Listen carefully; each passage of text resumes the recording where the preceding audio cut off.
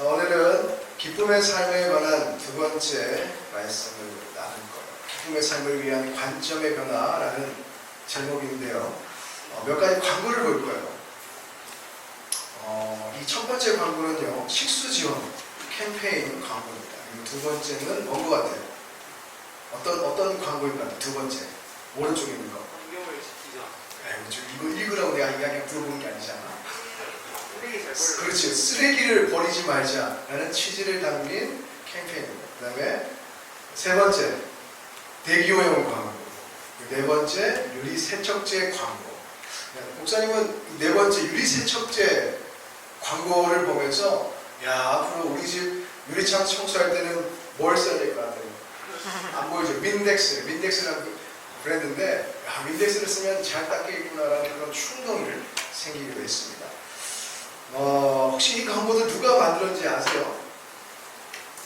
이렇게 기발한 광고 누가 만들었어요? 자칭 광고 천재라고 이야기하는 이재석 씨입니다. 그가 쓴 광고 천재 이재석이라는 책에 보니까 이런 글귀가 있어요. 당신의 크리에이티비티는 어디서 나오는가? 어딜 가든 나는 이 질문부터 받는다. 나는 늘 창조의 다른 말은 파괴라고 대답했다. 달걀 껍질이 깨지는 순간 병아리가 태어난다고. 새로운 것을 만들고 싶으면 기존의 것을 깡그리 부수어야 한다고. 쉽지만 쉽지 않은 말이다. 왜냐하면 무섭고 불안하니까. 내게 진짜로 크리에이티비티가 있다면 그 비결은 관점을 딱 바꿔 다르게 생각하기 때문이 아닌가 싶다. 관점을 바꾸면 남들이 못 보는 것을 본다. 아까 제가 보여드렸던 독창적이고 기발한 그 광고를 만든 이재석 씨가 지금 이 책을 통해서 여러분들에게 주고 있는 메시지가 뭐예요? 뭘 바꾸라는 거예요? 관점을 바꾸라는 거예요. 여러분들이 보는 그 세계를 다른 측면으로 볼 수만 있다면 지금 여러분들을 가두고 있는 또 고집하게 만드는 그 모든 경계선들이 무너질 수 있다는 거예요. 그 고정관념이 무너져야 또 다른 여러분들이 발견할 수 있는 새로운 세계를 여러분들이 맞이할 수 있다. 이러한 독창적이고 기발한 아이디어를 창출해낼 수 있고 남들이 보지 못하는 것들을 여러분들의 독창적인 시선으로 다시금 재해석하면서 살아갈 수 있다는 것을 이야기하고 있습니다. 오늘 본문에도요, 서로가 전혀 다른 관점에서 똑같은 현실을 바라보고 있는 두 부류의 사람들을 소개되고 있어요. 한 부류는요, 10일의 감옥에 갇혀서 언제 죽을지 몰랐던 사도 바울이에요. 그리고 또 한 부류는요, 그런 이제 죽을 날을 기다리고 있는 바울을 바라보면서 굉장히 걱정을 하고 있었던, 염려에 빠져 있었던 빌립보 교회의 성도들입니다. 자, 이런 상황이라면 누가 더 절망적일까요? 죽음을 앞두고 있는 바울일까요? 아니면 죽을 사람을 바라보고 있는 빌립보 교회 성도들일까요? 당연히 죽음을 앞두고 있는 그 바울이 더 마음이 콩닥콩닥 뛰고 있지 않을까요? 내가 언제 죽을까? 언제 잡혀갈까? 하루하루 시간마다 얼마나 불안했겠어요. 이와 같이 누구보다도 낙심과 절망 가운데 있어야 했을 바울이었지만, 자, 18절 볼까요? 뭐라고 고백했어요? 나는 기뻐하고 또한 기뻐하리라. 지금 당장 죽을 수도 있는 이 바울이 어떤 고백을 했느냐? 나는 기뻐하고 또한 기뻐하리라. 무엇이 그로 하여금 절망적인 순간, 죽음을 코앞에 두고 있는 그 순간 속에서도 나는 기뻐한다라고 고백할 수 있게 만들었을까요? 그것은 바로 현재의 상황을 바라보는 그 시각, 그 관점이 달랐기 때문입니다.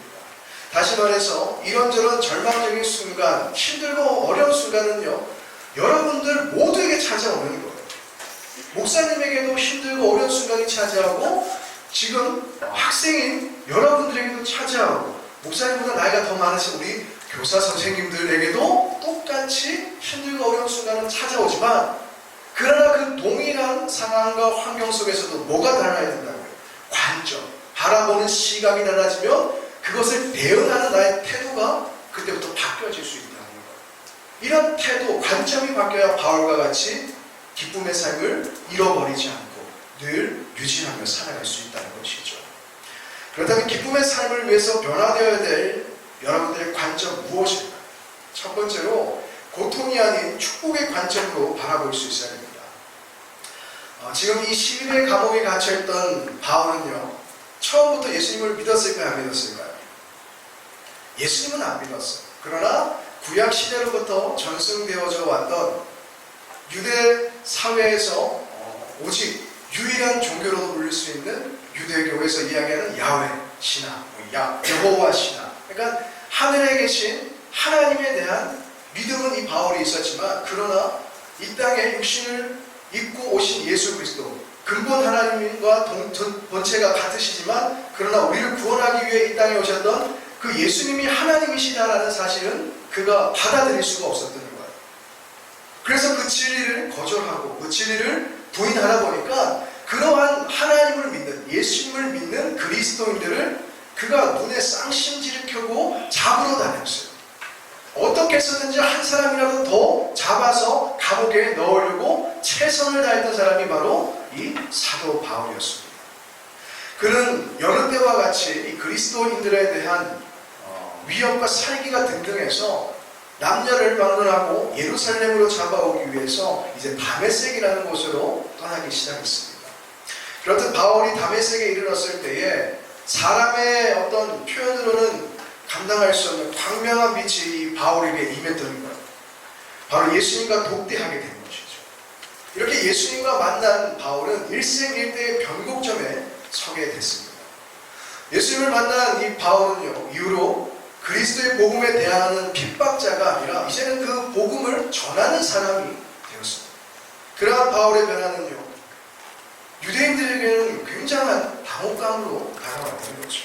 당연합니다. 예수 믿는 사람들을 박해하고 보이는 대로 잡아가려고 하던 바울이 갑자기 어느 순간 복음을 전하기 위해 열정적으로 삶을 살아가다 보니까, 또 그렇게 복음을 전하다 보니까 이 바울이 굉장히 탁월한 언변이 있었고요. 또 가졌던 지식이 대단했습니다. 워낙에 그런 출중한 실력이 있다 보니까 그가 전하는 메시지가 사람들에게 효과적으로 들리기 시작했다는 거죠. 이렇게 복음 전파가 잘 되다 보니까 예수 믿는 사람들이 너무 많아지는 거예요. 유대교에서 그리스도교로 개종하고 예수님을 믿지 않던, 종교가 없던 무신론자들이 하나님을 믿는, 예수님을 믿는 이러한 복음의 역사가 바울을 통하여서 그렇듯 불일 듯 일어나기 시작하니까 이제까지 기세등등했던 유대교가 그 기세가 한층 꺾이기 시작했다는 거예요. 이렇게 교세가 꺾이게 되면 이게 재정적인 문제로도 자연스럽게 연결이 돼요. 물론 이제 헌금이라는 것이 돈과 연관되어 있는 것은 아니지만 사람들이 많이 모인다는 것은 그만큼 물질적으로도 충분할 수 있는 여건을 만들어갈 수 있는 거예요. 그런데 지금 바울을 통해서 유대교를 믿던 사람들이 그리스도교로 바뀌기 시작하니까 그렇게 뭔가 되어지는 것들도 작아지고 사람들이 작아지니까 어떤 하는 이야기들의 힘도 권세도 점점 작아지기 시작했다는 것이죠. 그래서 유대교에서는 이러한 바울을 가만둬서는 안 되겠다. 저 바울을 잡아 죽여야 되겠다. 그래서 그들의 힘만으로는 할 수 없으니까 그 당시 공권력을 동원해서 이 바울을 잡으려고까지 했었습니다.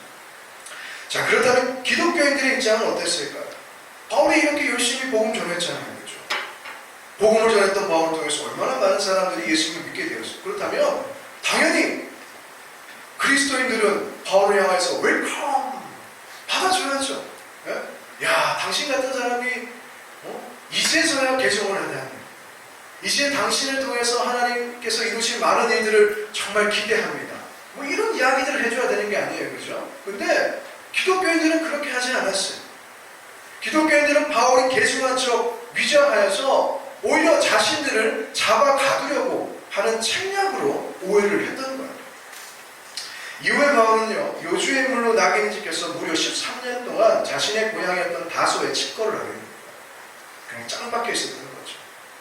그나마 바나바라는 사람의 도움으로 겨우 안디옥 교회에서 이제 사역을 시작하긴 했지만 이마저도 얼마 안 되어서 이제 파송 선교사로 나가게 되어집니다. 선교 여행은 어땠을까요? 앞서 제가 이야기했듯이 워낙에 실력이 좋았던 바울이기 때문에 이 선교 사역을 통해서 많은 결실을 맺었어요. 많은 사람들에게 기적을 나타내요. 예수 그리스도의 복음의 능력을 나타내요. 또 가는 곳마다 교회를 세우고 성도들의 목회자를 세우고 이 많은 결실들을 맺었지만 이러한 많은 결실들을 맺기 위한 그 과정 속에 좋은 일들만 있었던 것이 아니라 참기 힘들었던 그야말로 죽음과도 같은 고통의 순간들도 여러 차례 있었어요. 좀 길지만요. 이렇게 기억하면 돼요. 잘 보세요. 내가 수고를 넘치도록 하고 옥에 갇히기도 더 많이 하고 매도 수없이 많고 여러 번 죽을 뻔하였으니 유대인들에게 40에서 하나 강한 매를 5번 맞았으며 3번 태장으로 1번 돌로만 3번 파선하고 일주일을 깊은 바다에서 지냈으며 여러 번 여행하면서 강의 위험과 강도의 위험과 동족의 위험과 이방인의 위험과 시내의 위험과 광야의 위험과 바다의 위험과 거짓 형제 중의 위험을 당하고 또 수고하며 애쓰고 여러 번 자지 못하고 줄이며 목마르고 여러 번 굶고 춥고 헐벗었다. 여러분들 중에 이런 고난 당하면서까지 예수 믿을 수 있는 친구 있어요? 이런 고난 당하면서까지 예수님을 위해서 내 삶을 헌신하겠다는 친구 있어요? 그분은 목사님이 되셔야 돼요. 선교사님이 되시겠죠. 이와 같은 수많은 고난과 아픔과 죽음의 위기를 겪으면서 많은 결실을 맺기는 하였지만 그 죽음을 마주하게 되는 인생의 끝에서 조금은 편안한 생활이 이루어졌던 것이 아니라 지금 어디에 있었어요? 그 고난 끝에 더 큰 고난, 죽음 앞에 놓여진 시위대 감옥에 이제 갇혀서 그 인생의 마지막을 준비하게 되었던 겁니다. 예수님을 만나기 전에 바울은요, 극진한 대우를 받았던 사람, 가말리엘이라는 당대 최고의 석학으로부터 수제자로서 얼마나 많은 배움을 받은지 모릅니다. 그런 수제자로서 많은 사람들에게 설파하고 가르쳤을 때 얼마나 대우해줬겠어요. 그리고 그의 집안도 좋았어요. 그러다 보니까 먹고 사는 문제도 아무 문제가 없어요. 거기다 그는 로마 시민이었습니다. 그 당시에 로마 시민권자는요, 여러분들이 생각하는 것보다 훨씬 우월한 삶을 살아갈 수 있었습니다. 그러니까 그야말로 모든 것을 다 갖추었던 금수저 중에 금수저가 바로 바울이었던 것이죠.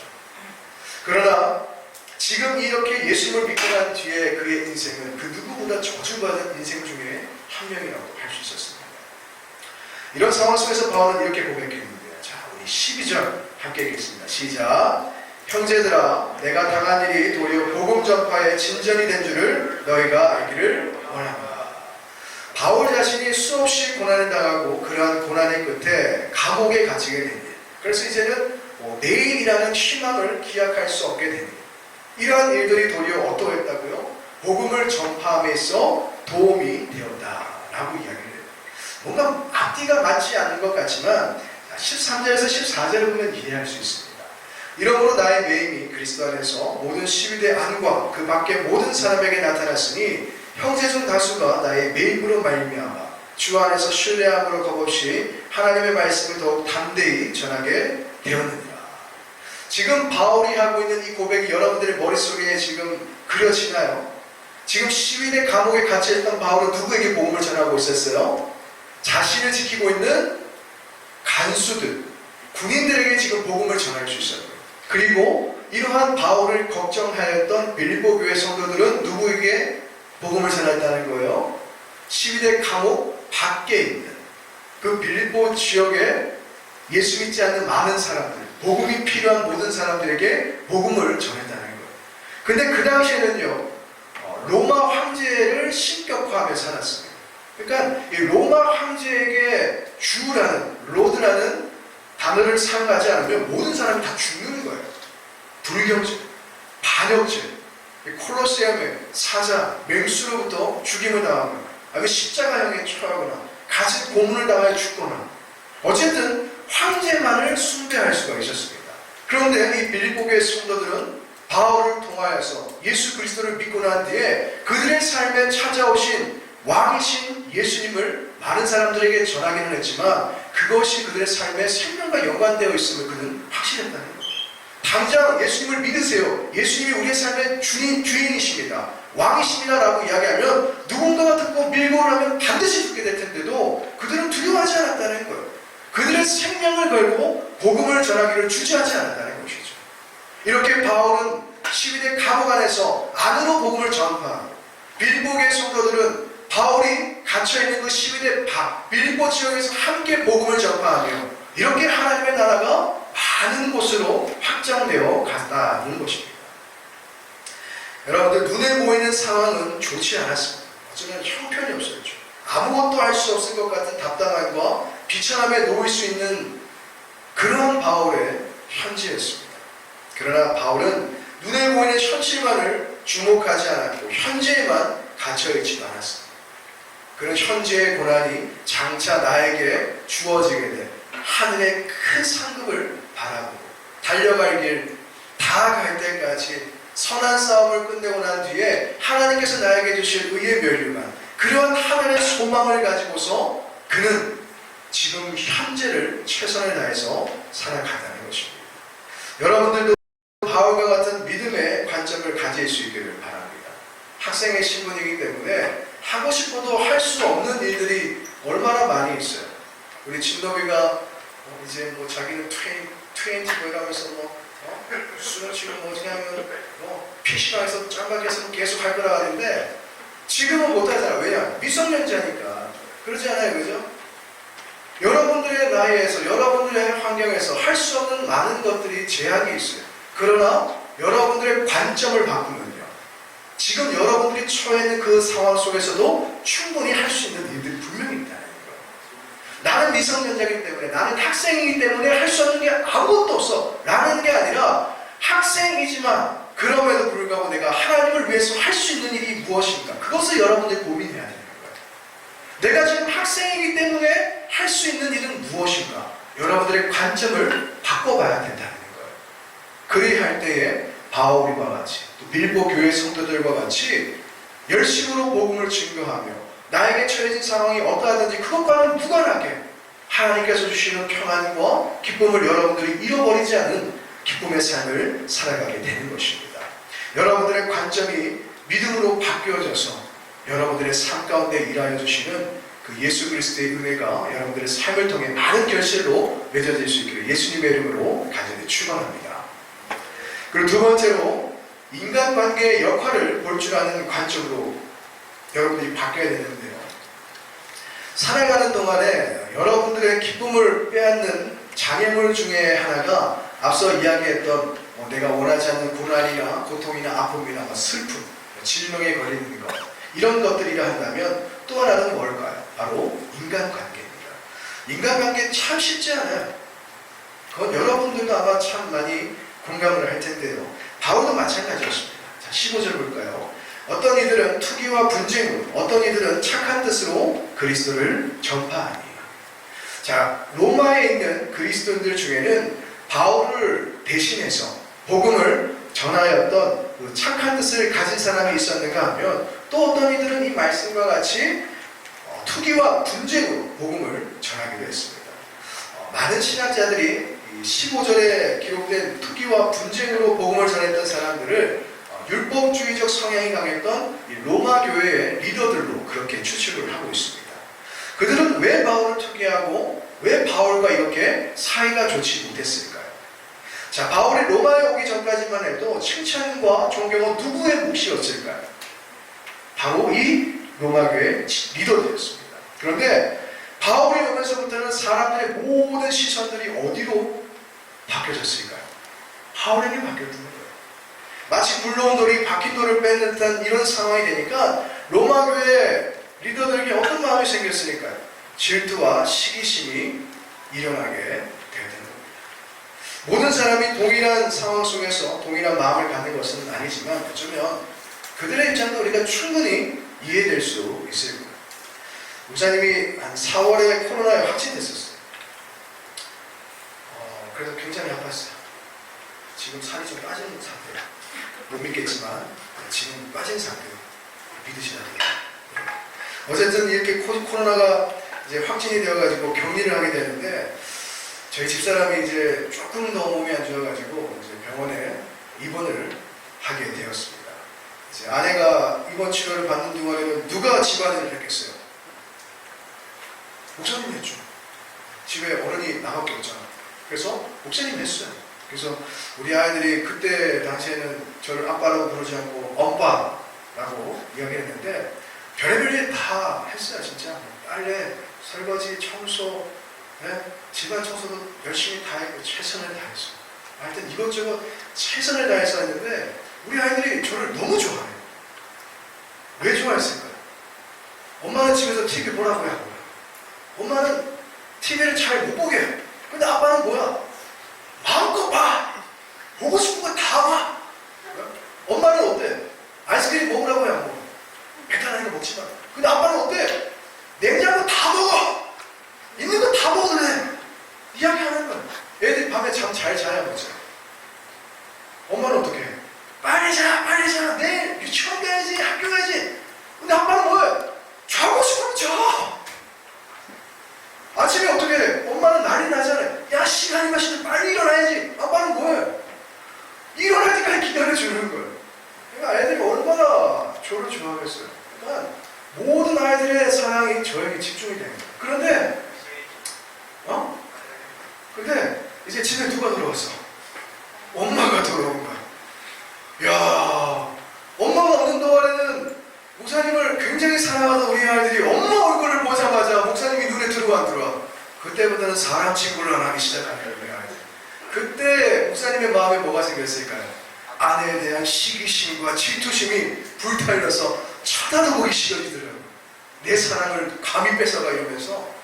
그래서 제가 이러한 시간들을 보내는 동안에 오늘 이 로마 교회 지도자들의 마음이 조금은 이해가 되었어요.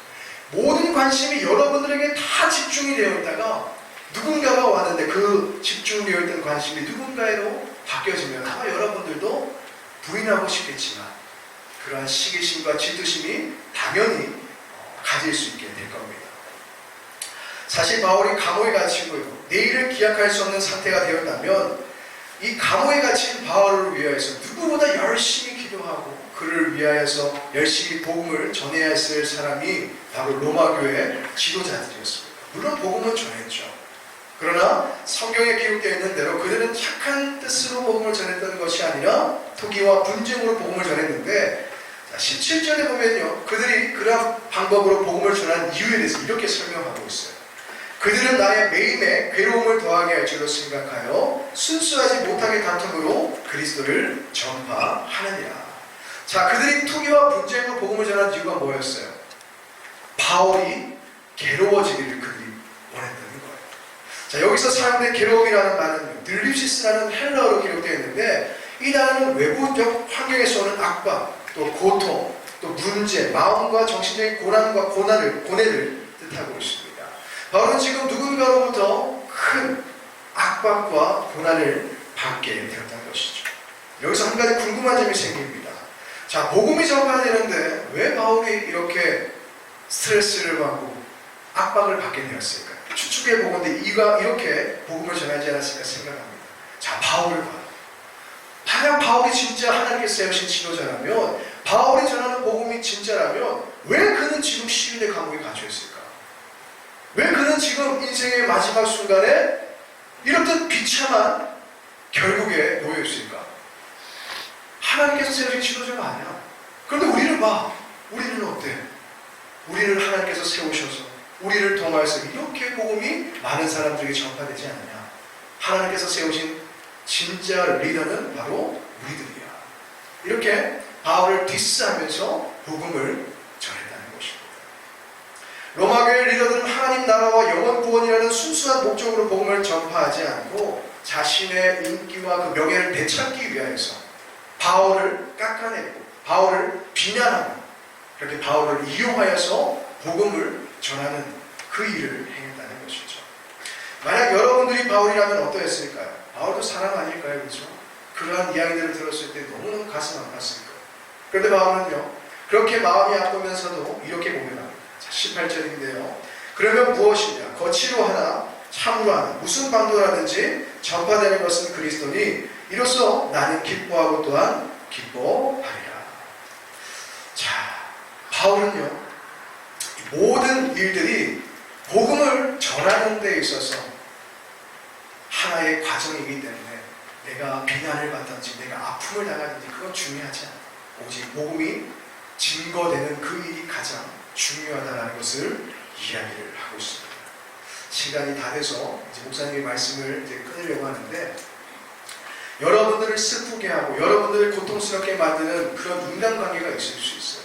그러나 그러한 인간관계에 여러분들이 매몰되어지고 거기에 너무 집중하다 보면 여러분들이 힘써야 될 것들에 정작 힘을 쓰지 못할 수 있는 일들이 생겨날 수가 있습니다. 바울의 인생의 가장 중요한 포인트는 복음 전파였습니다. 그 복음 전파에 있어서 나를 힘들게 하는 사람들, 나를 슬프게 하는 사람들, 나를 욕하는 사람들, 그건 아무것도 중요한 것이 아니었어요. 그는 오로지 복음 전파에만 최선을 다했습니다. 여러분들의 삶의 중요한 목적이 뭐예요? 여러분들이 하나님의 나라와 하나님을 위해서 하고 싶은 그 위대한 비전이 뭐예요? 그런 비전을 향하여서 달려가다 보면 로마교회 지도자들과 같이 여러분들의 삶을 방해하고 여러분들의 삶을 깎아내리고 여러분들의 삶을 욕하는 어떤 사람들이 있을 수 있습니다.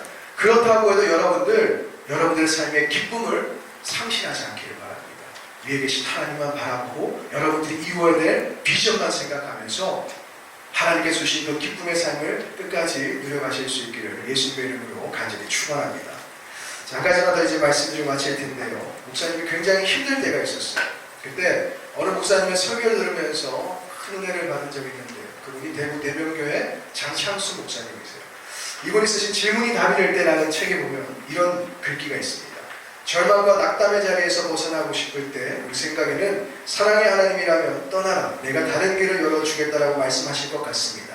그러나 하나님은 우리가 지금 속한 곳에서 하나님 말씀에 순종하고 믿음을 갖기를 원하십니다.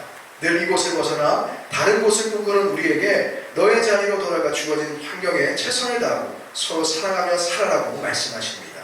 환경과 처지가 그대로일지라도 우리의 관점과 태도를 바꾸라고 말씀하십니다. 그리고 우리와 늘 함께 하신다고 약속하십니다. 환경과 처지가 그대로일지라도 뭘 바꾸라고 말씀하신다고요? 관점과 태도를 바꾸라고 하시는 거예요. 여러분들의 관점과 태도가 바뀌지 않는 이상 여러분들의 삶에 환경이 바뀌고 상황이 바뀌고 만난 사람들이 바뀐다 하더라도 똑같은 결과가 될 거예요. 결국은 여러분들이 바뀌어져야 돼요. 복음으로, 믿음으로 여러분들의 관점이 바뀌어져야 돼요. 세상을 향한 여러분들의 태도가 바뀌어져야만 내 눈앞에 어떤 모습이 펼쳐진다 하더라도 누구를 만난다 하더라도 여러분들의 일관된 삶이 최선을 다해서 이루어질 수 있게 되는 겁니다. 하나님께서 여러분들과 늘 함께 하십니다. 힘들고 어려울 때마다 하나님께 늘 기도하면서 누구에게도 그 어떤 상황도 여러분들의 기쁨을 빼앗기지 않을 수 있는 그런 기쁨의 삶이 한 주간도 이루어지길 예수님의 이름으로 간절히 축원합니다. 기도드리겠습니다. 하나님 아버지, 우리를 힘들게 하고 아프게 하는 사람들이 있을 수 있습니다. 또 우리의 비전을 방해하고 우리 비전을 포기하게 만드는 힘들고 어려운 상황과 환경도 존재할 수 있습니다. 그럼에도 불구하고 바울과 같이 우리의 관점을 바꾸며 살아갈 수 있기를 바랍니다. 믿음의 주요 온전하게 하시는 예수 그리스도를 믿는 믿음 안에서 날마다 기도하며 힘을 얻게 하여 주시고 또한 능력과 지혜를 얻게 하여 주시고 모든 난관을 돌파해낼 수 있는 탁월함을 더하여 주셔서 우리 모든 학생들 장성함에 이르러 하나님의 나라와 그 비전을 이루기까지 어려움 있지 않게 하여 주시고 날마다 주님과 동행하며 기쁨의 삶을 누려갈 수 있도록 은혜를 베풀어 주시옵소서. 지금은 우리 구주 예수 그리스도의 은혜와 하나님 아버지의 극진하신 사랑하심과 보혜사 성령님의 감화감동 내주교통 충만함의 역사가 어떠한 환경과 상황 속에서도 어떠한 사람들과의 인간관계 속에서도 오직 하나님께서 주신 그 비전을 이루기를 바라보며 나의 기쁨을 빼앗기지 않으리라는 결단하고 소원하는 사랑하는 우리 모든 중고등부 학생들을 위해 이들을 가르치고 양육하는 모든 교사들을 위해 우리 중고등부와 사역과 우리 프린스 성산교회 위해 영원토록 함께 하시기를 간절히 축원하옵나이다. 아멘.